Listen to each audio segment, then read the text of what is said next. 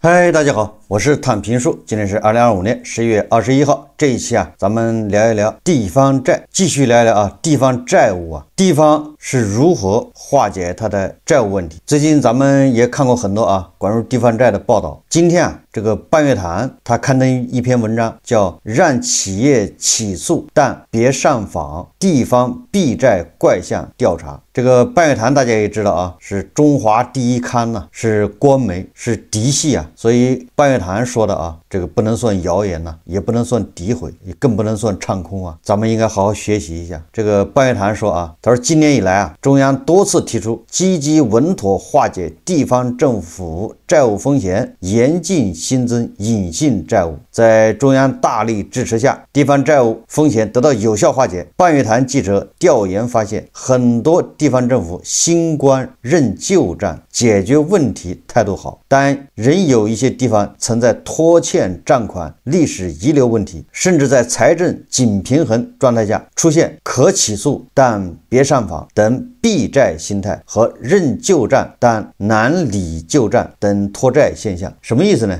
咱們說通俗一點就是這個政府欠企業的債，按理來說你痛痛快快給人付了就完了，对吧？這中央去年不搞了一個化債方案嘛，10萬億，對吧？地方政府你可以借債發債然後就這個債就用來還這些企業的欠款嘛，核心思想不就是這個嗎？但是地方債發了，企業的欠款還有很多解決不了，那怎麼辦呢？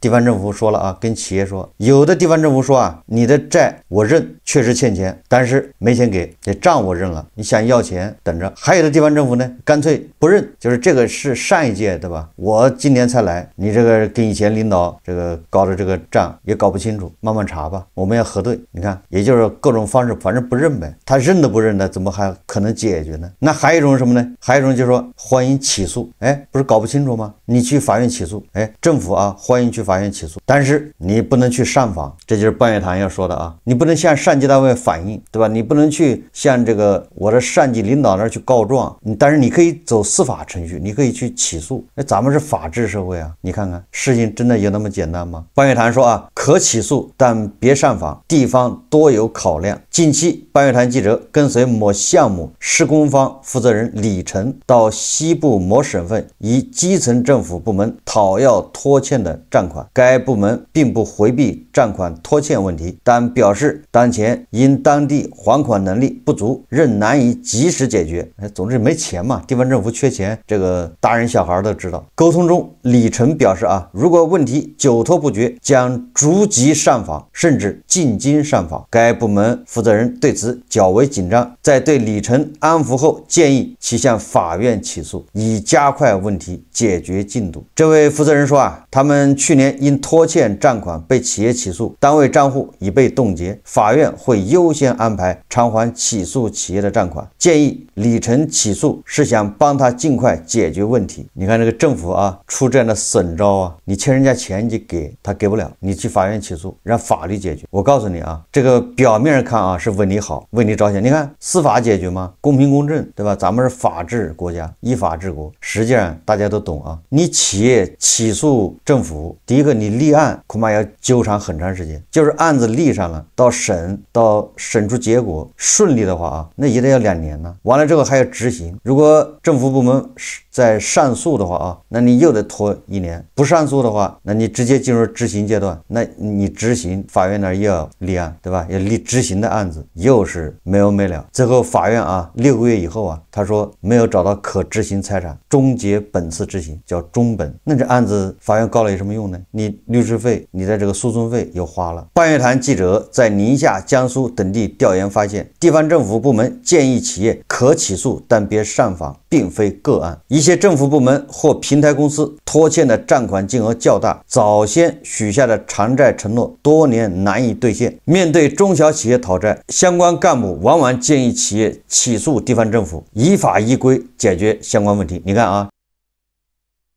這個貌似它是合理合法的建議啊，对吧？歡迎去告啊，一切交給司法。但是咱們這個司法和那個日益沒落的美帝的司法也不太一樣，無疑對於地方政府來說啊，想要討回欠款的企業人員上訪後，將會對相關部門考核形成巨大壓力。但面對相關部門支持起訴的建議，一些中小企業又頗感為難。企業经营中難免與地方政府打交道，企業起訴政府意味着決裂。那當然了啊，不到万不得已誰會撕破臉呢？你後面你還想不想吃這碗飯呢？对吧？你後面生意還要不要再做呢？你還想不想再接政府的工程呢？是不是这个邏輯啊？所以說一般的啊，不到最後扛不下去了，不會這個撕破臉。畢竟啊，有的地方政府，剛才說的這些地方政府還是比較開明的啊。那你遇上有些欠發達地區的，給你來個以刑化債，你還有什麼脾氣嗎？對吧？找點你毛病，說你偷稅漏稅，對吧？說你欺詐，把你給舉起來，是吧？所以說遇到這樣啊，讓你歡迎你去告的，這都屬於好歹對你人身沒有什麼傷害，沒有什麼影響，大家不過是叫民事糾紛，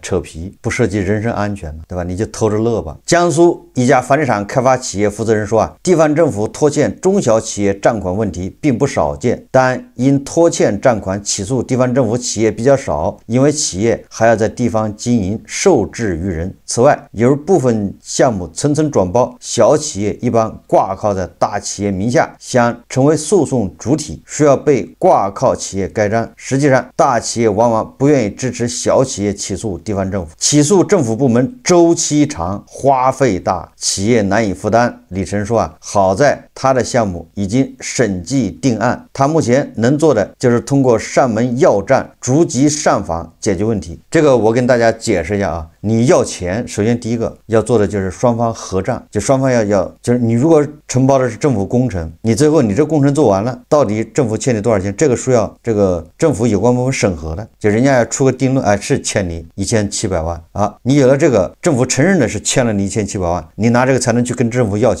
如果政府不承認，對吧？不知道欠多少錢，那你說，所以這叫核算，先要經過核算，這一道就不太容易了。好，等到你核算完了，按照合同啊，對吧？核算完了之後，你再去拿這個去要錢，還得有程序要走，所以跟政府要賬本來就非常麻煩，尤其是工程啊，工程扯皮特別多。你說你完成了工作量啊，這個工程量一共是2000萬結算，但是到政府那兒一算，很有可能是1500萬，那各執一詞，怎麼辦呢？怎麼辦？那你就請個第三方幫你核算，這政府他還得認，這第三方吭哧的核算完出來之後，再去政府，對吧？有關部門再去，他這個程序非常長啊，不是那麼容易的。就是說，當政府有錢的時候，你好我好；當政府沒錢的時候，那對吧？每一個關卡，每一個程序都成了這個一個阻礙，一個阻止，對吧？你結算的一個門檻，應該這麼說。那這個李晨就說了，我先跟政府啊把這賬搞明白了，政府承認欠我這麼多錢，然後我就來要錢，你不給我就找你的上級部門，你上級部門如果不理，我再找上級部門的上級部門，叫逐級上訪解決問題。畢竟對吧？你這地方政府你可以拖着不給，但是中央不是有政策嘛，對吧？要對這個中小企業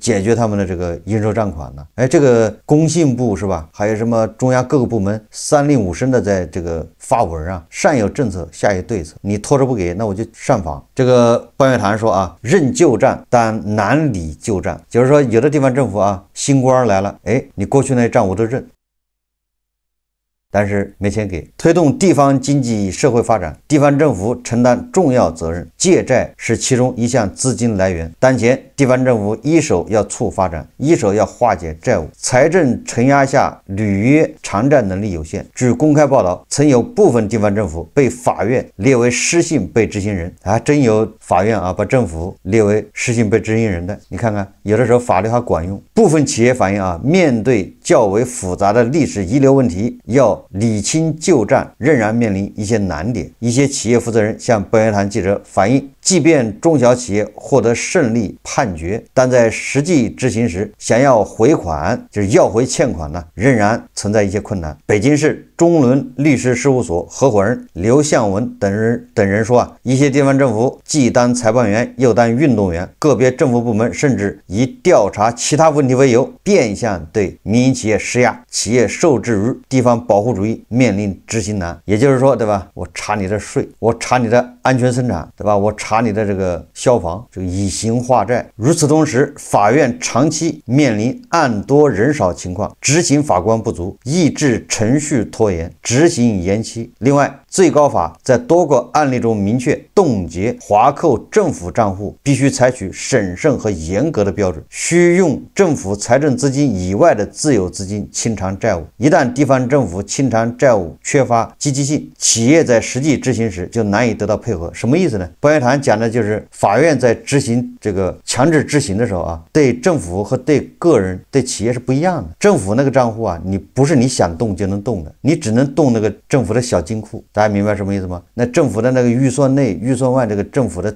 開支的那些賬戶，你是不能動的，好嗎？你把那個一動，那個所有的那個當地公務員、老師工資都發不了了，那不就出大事了嗎？你只能動那些你查到的啊，就是你法院你要有能力，你查到這個政府有小金庫、有額外的賬戶，你把它凍結，那沒問題。所以說啊，這個企業為什麼說不願意打官司呢？你官司好不容易啊打了4年5年打贏了，你執行不了啊，地方政府的小金庫，法院能查得到嗎？除了執行難導致的拖債現象，一些地方還存在新官認賬無錢付、換屆拖賬無人管的情況。因償債能力有限，一些地方新官認舊賬但難理舊賬。如果碰上領導幹部調整快，有的拖欠賬款只得一任一任往下拖。一些地方以第三方審計為由拖延，一些項目完工近10年都未審計定案。你看看啊，就是我剛才說的，你尤其那個工程項目啊，基建那些東西，它不像買個電視機啊，政府採購一個什麼設備，對吧？那個明碼標價，那個程序簡單。工程項目這個結算非常複雜。有受訪企業負責人認為，如果地方政府搞拖延戰術，不僅損害企業權益，更損害政府信譽，導致當地營商環境受影響。以制度剛性為中小企業撐腰，這是半月談說的啊。說今年5月20日起實行的民營經濟促進法明確規定，國家機關、事業單位、國有企業應當依法或者依合同約定，及時向民營經濟組織支付賬款，不得以人員變更等為由拒絕或者拖延支付民營經濟組織賬款。6月1日，保障中小企業款項支付條例施行，規定機關、事業單位需在交付後30日內付款，最長不超過60日。今年出台的2部法律法規，以法治剛性為民營企業撐腰。從制度上明確，企業做了項目，贏了官司卻拿不到錢的問題，必須得到及時妥善解決。受訪對象認為，上級部門除了加大對基層化債的支持力度，也需要優化地方政府考核，完善相關制度，防範地方幹部化解拖欠中小企業賬款的不良心態。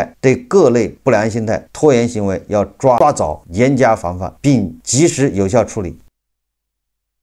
公開典型案例，受訪對象建議啊，充分發揮考核指揮棒作用，提高償付拖欠中小企業賬款在地方政府考核中的比重，明確階段化債任務和進度，對化債成效顯著的領導幹部予以表彰激勵，推動建立落實項目終身追責制，減少地方政府違規舉債等行為，讓領導幹部在化債中知紅線、明底線，有動力。最高法相關政策文件規定，對納入失信名單的政府機構不採取限制高消費措施。你看看啊，對吧？那個許老闆，這個王老闆，對不對？你就是首富，一旦你被列入失信名單，你就限制了高消費。但是政府是不需要的啊，這個地方政府列入失信名單，不採取限制高消費。所以說啊，這就是為什麼企業他不願意告的原因啊，告也是白告。受訪人士指出啊，相關規定重在保障政府正常運轉，這意味着需要探索其他方法，提高地方政府的失信成本，加強失信懲戒措施的威懾力和執行力。中聯律師事務所律師介紹啊，他是建議啊，把政府合同違約納入年度考核，達到一定比例後問責相關負責人或分管領導，同時在財政預算中設立專項補償資金。劉向文等人呼籲對拒不履行的地方政府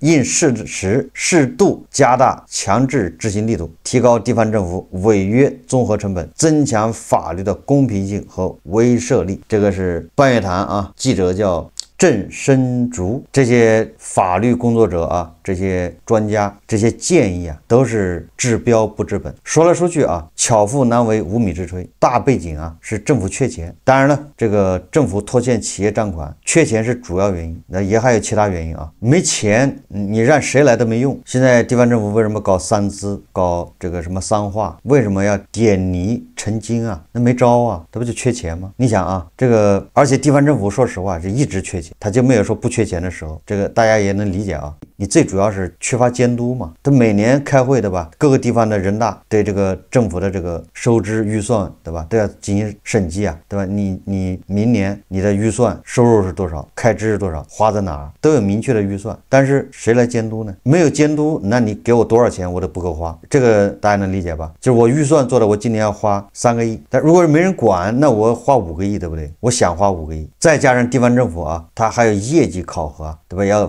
要促就業啊，還有 GDP， 它就要投資，好鋼要用在刀刃上。這對地方政府的主觀來說啊，他肯定這麼想，對吧？把這個錢啊還給你這些企業，那可惜了，不是我先挪用一下是吧？我這個我那兒還要把那個馬路給破開，再修一下。你這個是前任對吧？這些領導留下的債務啊，他們都已經吃飽喝足了，賺得盆滿缽滿走了，我來擦屁股，說不過去啊，對吧？我好不容易要來的經費，我不得花嗎？我來填坑是嗎？是不是這個邏輯啊？就主要還是缺錢嘛。所以他即便啊千方百計弄來的錢，你想地方政府弄錢不容易啊！我好不容易把那泥巴變成了黃金，費這麼大勁，合着就是為了給前面領導填坑是嗎？我稍微給一點對吧？頂多給你們結一點，讓你們別上訪，別鬧事。剩下的他還要去搞 GDP 啊，去修路啊，對吧？要去修公園啊，修廣場啊，修那個仿生椰子樹啊，這樣對吧？相關的這個婆羅門才有錢賺呢。所以歸根結底啊，還是地方政府沒錢了，那他在這個應付賬款這塊，他就更加拖。也就是說，他能保這一頭，他保不了那一頭，對吧？今天那個被子短了，你蓋得到頭就蓋不了腳，蓋住腳吧蓋不了頭，捉襟見肘嘛。從這個半月談的這個報道啊，可以看出地方政府化債。這些企業想解決應收賬款，那還是非常難的。你上有政策，對吧？你上面出台好多政策，出台很多這個法律，沒有用啊。你到下面落實不下去，執行不了，就上有政策，下有對策。你真的要細究下來啊，人人都有苦水，對吧？人人都有理由，那理由一個比一個多，對吧？最終還是巧婦難為無米之炊啊。你看看那個《紅樓夢》就知道了，《紅樓夢》賈家多有錢呢，烈火噴油，對吧？那個賈元春省親，元妃省親啊，對吧？那你說花錢無數啊，那個尤其是冬天啊，所以那個樹上那是光禿禿的，北京嘛，到了冬天的樹上不是光禿禿的嗎？但是他為了營造一個春天的景象，在樹上用布，對吧？用絲綢做成樹葉子貼上去。這個他為了這個製造那個池塘裡有那個仙鶴，對吧？有各種鳥，做的鳥仿生的鳥，用真鳥的羽毛粘在上面，看着像真的一樣。這得花多少錢呢？賈府有錢的時候，把那個大觀園的綠化工程啊外包給那個賈雲。對吧？那賈雲拿到錢之後，立馬就富起來了。200兩銀子，他只用50兩花在這個買樹，請人種，剩下的150兩估計就是都是賺的啊。有錢的人就這樣，但是後面沒錢的人怎麼樣？沒落了啊。那個寧國府啊，賈靜死了，那個賈珍對吧？都沒錢給他爹發喪，都是欠錢是吧？你看沒看？大家記得吧？那個賈珍讓那個賈蓉還是找誰啊？都是欠錢，最後到處借500兩銀子，然後工程隊的錢他就欠着，下一次再給，一個道理啊。等到這個榮國府啊，王熙鳳缺錢也開始的吧？先王夫人、王熙鳳他們開始偷偷的啊，把那個賈府的那個值錢的東西拿出去當。王夫人為了給這個賈母過壽啊，對吧？在王熙鳳的這個指點下，把賈府那個用的比較少的那些，就是用的頻次不高的那個什麼锡器啊，那還比較貴是吧？錫的拿去當了300兩銀子，還是100兩。然後這個王熙鳳本人呢，把自己一個鐘、一個表還是一個鐘啊，拿去當了300兩，這還有東西可當。後來沒東西可當了啊，這個賈母死了也是沒錢。王熙鳳啊，操持賈母的這個葬禮就是缺錢，到處拖欠。說來說去啊，這裡面不僅有腐敗，對吧？歸根結底他還是缺錢呢。把《紅樓夢》讀一遍啊，你就知道現在地方政府面臨着什麼個情況啊？不就是王熙鳳嗎？結合這個半月談這個報道啊，所以我們再延伸一下，你就知道為什麼高端白酒賣不動了，為什麼高檔飯店都要關門，一切跟這個都有關係啊。你看過去那些企業都圍着政府轉，對吧？要去求他包個工程啊，就像賈雲求王熙鳳一樣。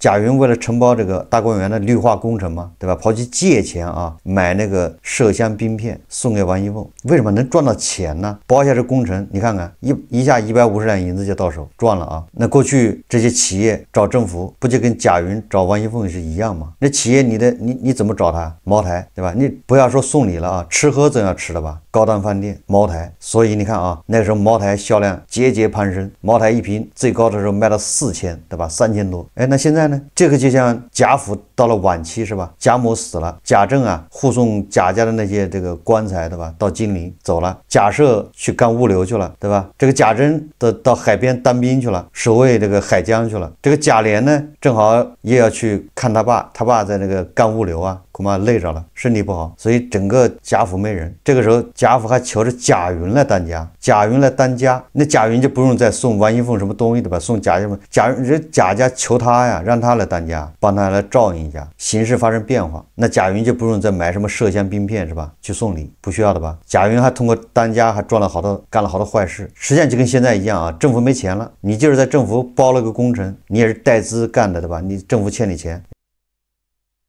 哎，給不了，你說誰還去呢？啊，哪個企業願意啊？企業不願意，那還你為什麼還請人吃飯呢？你就是請人吃飯，有必要去5星級飯店嗎？有必要去喝茅台嗎？都是自己花錢投進去錢又回不來，对吧？当然了，這個跟政府的這個禁酒令也有關係啊，也是什麼事情都是多因呢，不是一個原因是吧？但是這個我認為是主要原因，就是企業跟政府賺不到錢了，沒有辦法結算，不是政府沒有工程，政府有工程啊，對吧？現在很多都是政府工程找企業。現在倒過來了啊！政府找企業，你代資，你借錢幫我幹，以後等我有錢了給你結算。企業不幹，你企業沒錢，企業要幹從銀行貸款，誰願意呢？現在不是這個說政府沒工程了，還是有的，很多人不願意幹，拖你5年你就拖黃了。大家還記得那個口罩期間張和子吧？核酸檢測，很多地方政府都是求他幹的啊，不一定是說他花了多大什麼代價找誰。那個時候是因為防疫抗疫嘛，要核酸檢測嘛，那都是硬任務啊，地方政府抓住張和子，像抓住救命稻草一樣的，對吧？趕緊來幹。那時候張和子不用送茅台的啊。現在好了，张和子把很多地方政府給告了，錢能要得回來嗎？所以我們通過這個半月談啊報道的這個地方政府解決企業的債，就知道為什麼現在啊茅台已經